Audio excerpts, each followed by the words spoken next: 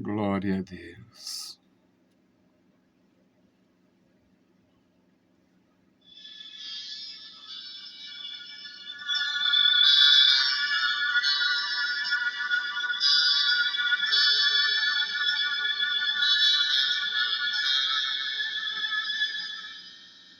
Sei que essa palavra é verdadeira, por isso espera a vida inteira.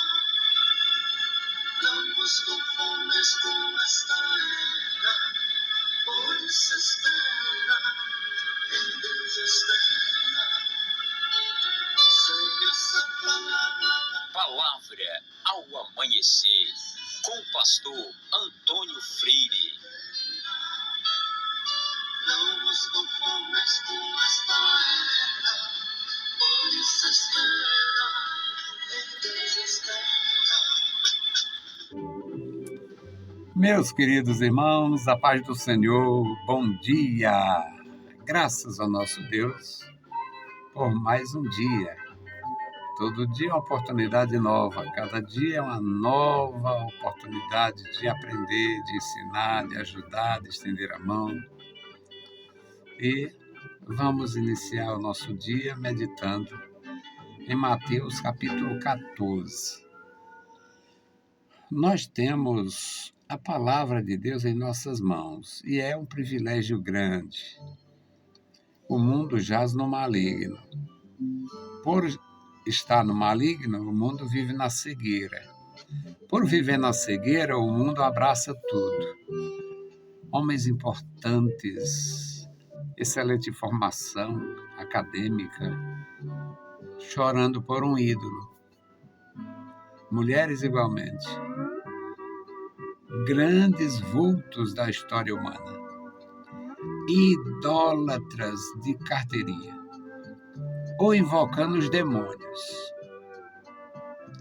E você, igualmente a mim, sem esta grandeza humana, adorando o Filho de Deus, buscando a presença de Deus, recebendo a graça de Deus, levando a mensagem de Deus para os corações famintos, tristes, enlutados. É um privilégio.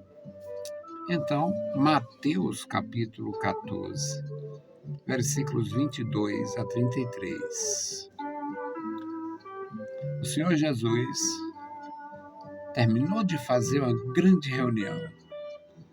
Foi algo maravilhoso e com compaixão do povo, com pena das pessoas, fez a multiplicação dos pães e mais de 5.000 pessoas. Quase 5.000 homens, além de mulheres e crianças, se alimentaram. Terminou tudo, Jesus ordenou aos discípulos que entrassem no barco, fosse para o outro lado e ele ia ficar despedido da multidão, atendendo a alguns. É a nossa leitura. Mateus 14, 22. E logo ordenou Jesus que os seus discípulos entrassem no barco e fossem adiante para o outro lado, enquanto despedia a multidão. E despedida a multidão, subiu ao monte para orar, à parte. E chegada já à tarde, estava ali só. E o barco estava no meio do mar, açoitado pelas ondas, porque o vento era contrário.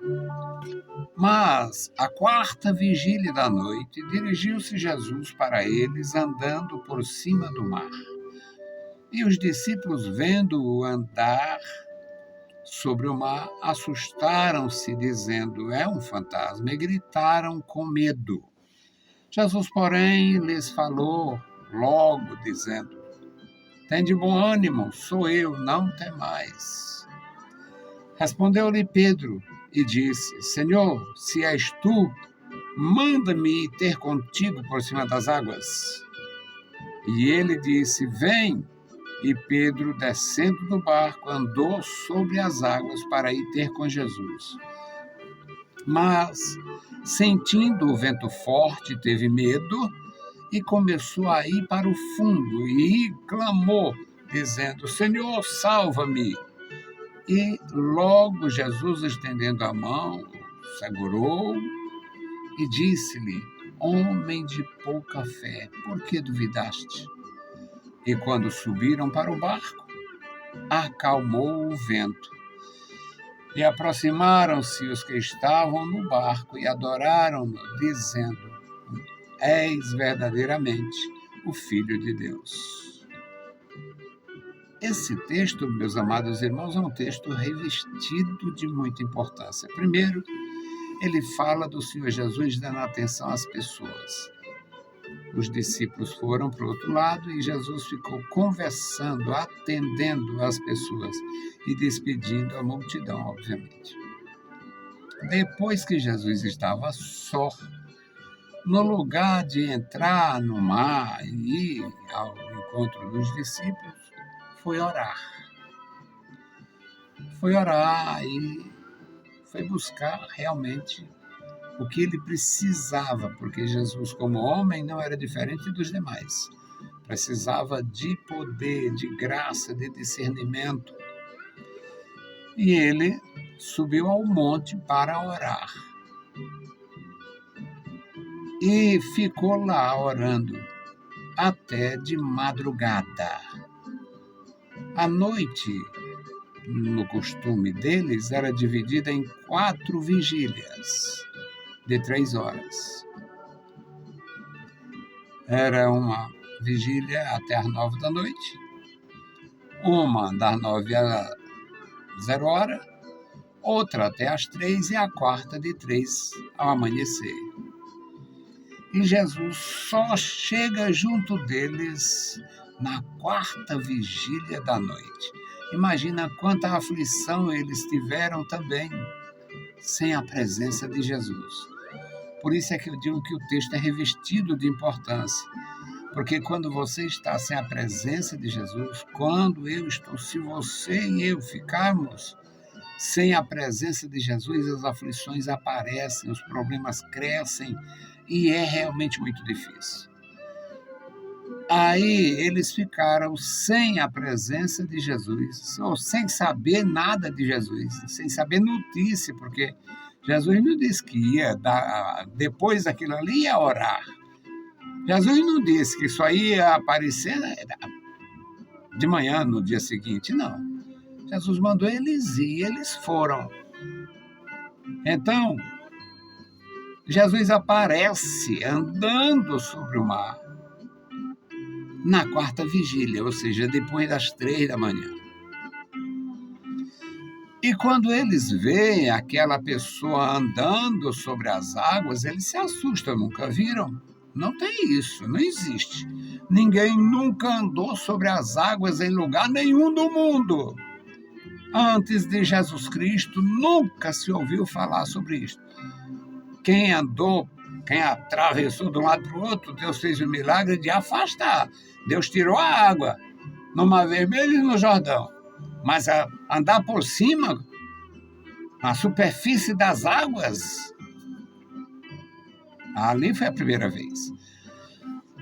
Todos nós tememos o estranho. Todos nós tememos a coisa que não é comum. E eles gritaram com medo.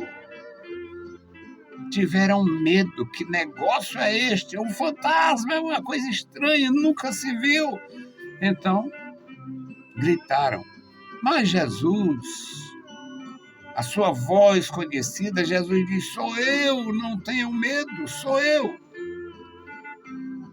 Tende bom ânimo, sou eu. Aí o Pedro, como sempre Pedro tinha uma prontidão extraordinária. O Pedro diz: Senhor, se és tu, manda-me. Pedro não pediu um sinal.